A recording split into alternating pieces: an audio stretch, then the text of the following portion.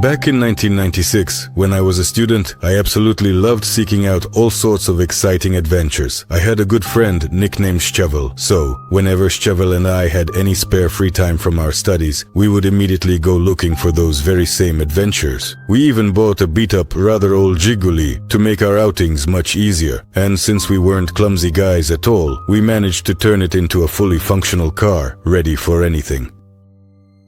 So it's 1996, January. The exams are over. It's the holidays.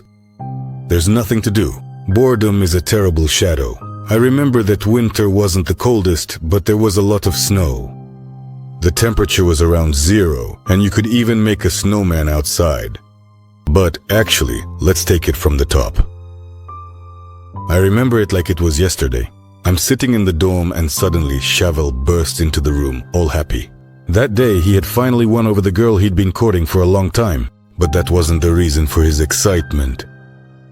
Szczevel had heard rumors that there was some kind of cannibal village not far from our town. Naturally, I laughed at Szczevel and immediately told him it was complete nonsense. But Szczevel stuck to his story and told me the legend. Devastation in the country, impoverished settlements, people ruined by alcohol. At first, out of hunger, they started killing and eating each other, and then they began to make traps on the highway to rob and eat unlucky motorists who happened to pass by. And he added that supposedly, for a human flesh is the best meat, and anyone who tries it even once will crave it for the rest of their life. I laughed again, but for fun, I agreed to check out what was really going on there. Szczevel pulled out a map of the region and pointed out where this ominous settlement was located. I still remember the name Luchezarnoe village, and nearby there were also the villages of Veselaya Zhizn and Nizhny Gryazi. They sure have a cheerful life over there, I said, scratching the back of my head. Not wasting any time, we tossed matches, a couple of cans of stew, a couple of flashlights, and a signal flare gun into the backpack. And the bro. The bro is a little copper coin with a smiling face stamped on both sides. It got that name because it always brought us luck. My grandmother gave it to me as a protective charm. I'd gotten used to it, so we always carried it with us everywhere. We set out, deliberately waiting until evening to make it scarier. It took just under an hour to get to Luchezarni. We weren't in a hurry, chatting cheerfully as we headed off in search of adventure. I kept laughing for a long time, saying what nonsense people come up with. Drunks, cannibals. But Szczevel suddenly got unusually serious and started assuring me that he really believed all of it and was genuinely scared. Meanwhile, the highway was getting darker. There were hardly any passing cars, and the atmosphere was becoming tense all on its own. Szczevel laid out the plan. We'd leave the car somewhere near Gryazi and then make our way to Luchezarni by back roads, not wanting to ruin the mood of a classic horror movie. I agreed with him. After all, we had to immerse ourselves in a sense of nightmare and foreboding. That's how I gradually lost my skepticism and started to wonder, what if it's true? If in the cities people have gone feral, robbing and killing each other in droves, then what's happening out in the countryside? And so, in silence, each of us lost in our own thoughts, we reached the village of Nizhny Gryazi. We turned off about 300 meters before reaching it, onto a dirt road. We drove a little way down it and left the car. Dressed in camouflage and combat boots, we headed through the thickets toward our destination. Nizhny Gryazi lived up to its name completely. A collapsed, rusted out, abandoned and eerily silent playground, a couple dozen gloomy, half-ruined houses, completely frozen filth everywhere, and piles of garbage scattered all around, left untouched for years, and yet not a single living soul can be seen anywhere at all whatsoever. I guess the Radiant One ate everyone, I said then, half joking, half serious. Sorrel laughed nervously in response. After scouting out Gryazi, we were convinced it really was deserted, and we genuinely got scared, partly because of the sight of the empty houses, partly because we could distinctly feel someone's presence. Something alive was wandering through the forest besides us. It's probably just dogs, we decided, more to reassure ourselves than because we actually believed it. After some discussion, debating whether we should go back to the car and drive home, far away from this cursed place, we ultimately decided to see it through to the end. After passing through the small forest, we reached Lucezarnoye. Lucezarnoye was no different from Griazi. It was the same kind of abandoned village, only without a playground. There were no signs of life here either, except for a vague sense that someone was present. But at the time, we just chalked it up to paranoia. Simultaneously breathing a sigh of relief and spitting in disappointment, we decided to take a smoke break and figure out what to do next. It would seem obvious, just get back to the car and get the hell out of here. But youth and excitement wouldn't let us do that. We decided to break into one of the houses and spend the night there.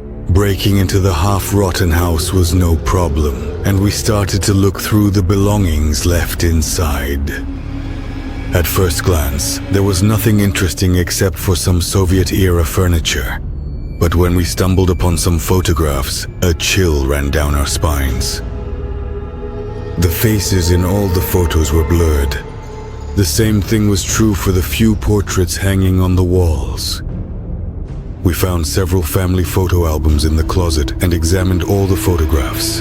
Every time, it was the same thing. Adults, elderly people, children, the faces were unrecognizable. It was possible to tell that a married couple with 3 children and an old woman had lived in this house. There were also photos of other relatives, but the faces were just as obscured. Our curiosity and fear were both growing.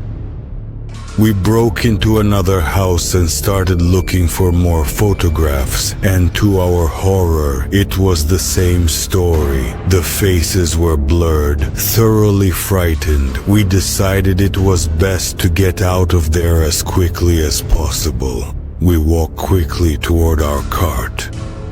I was walking in front, saying something to try to calm our nerves and make things feel less scary. I didn't look back, and then, falling silent, I realized I couldn't hear Chauvel's footsteps.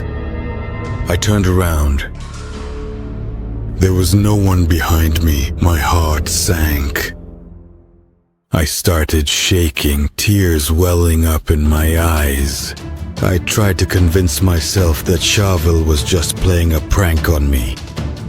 Timidly calling out his name and getting no response, I cursed my fate and set out to look for him.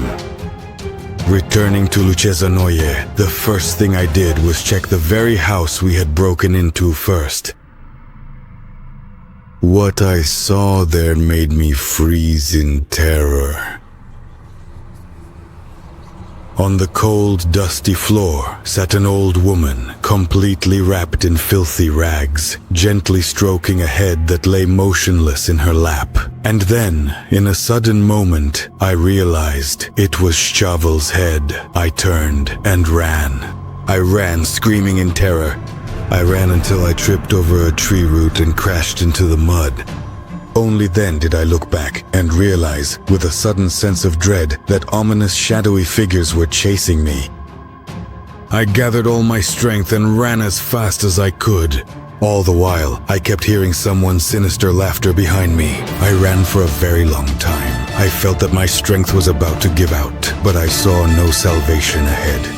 Only the forest, the ominous dark forest. I remembered that it hadn't taken us long to walk through this forest. I should have already reached the car by now, but the darkness refused to part before me.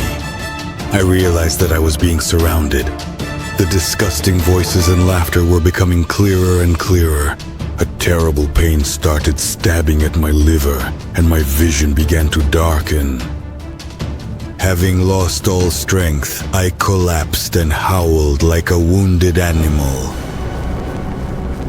Everything was swimming before my eyes. I could hear whispers and snickers. I was losing my mind. After that, I sank into oblivion.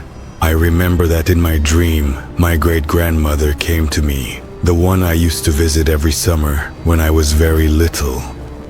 I remember that in the dream she said to me, "You see, it was not in vain that I put a protective charm on you against dark forces." More than 20 years later, I decided to tell you this story. By the way, I now have prosthetic legs instead of my own. Back then, they found me with my legs severed, lying on the roadside not far from Luchezarni. How I didn't die from blood loss, infection, or any of the other things that usually come with losing your legs, I can't imagine. They never did find Shovel's body back then. No one found any photographs at that time either. But I keep one. I received it in the mail 40 days after that ill-fated night. She came from Radiant. Where the sender's name should have been, there was only a blurred ink stain. No matter how hard I looked, I couldn't make anything out in it. In this photo, Shovel and I are captured together. We're sitting with our arms around each other in that very house in Luchezarni, but our faces in the photograph are blurred.